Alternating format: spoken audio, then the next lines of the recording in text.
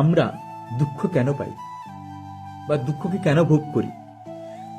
শ্রী চৈতন্য চরিতামৃতে স্বয়ং ভগবান শ্রী চৈতন্য মহাপ্রভু বলেছেন, কৃষ্ণ ভুলি সেই জীব অনাদি বহির্মুখ, অতএব মায়া তারে দেয় সংসার সুখ। জীব অনাদিকাল হইতে কৃষ্ণ বহির্মুখ। এই কৃষ্ণ বহির্মুখ হওয়ার কারণে মা এই জাগতিক সংসারে সমস্ত দুঃখকে প্রদান করে। দুঃখ জীবের স্বভাব নয়, কিন্তু দুঃখ হল জীবের উপর আরোপিত অবস্থা। শ্রীমদ্ ভাগবত গীতায় উল্লেখিত রয়েছে, পুরুষ প্রকৃতিস্থ হি ভুক্তে প্রকৃত জান গুণান।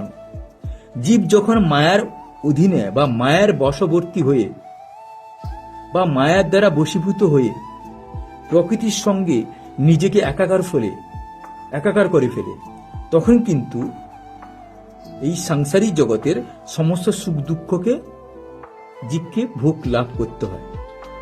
যার কারণে কি হয় না, আমরা দুঃখ পাই। তাই কৃষ্ণ বহির্মুখ না হয়ে কৃষ্ণকে আমাদের অন্তরের মধ্যে প্রবেশ করতে, কৃষ্ণের প্রতি নিজেকে সমর্পিত করতে হবে। তবে কি আমরা এই মায়া জগতের সমস্ত দুঃখ থেকে আমরা কিন্তু লাভ করতে পারবো এবং সুখের দিকে ধাবিত হব।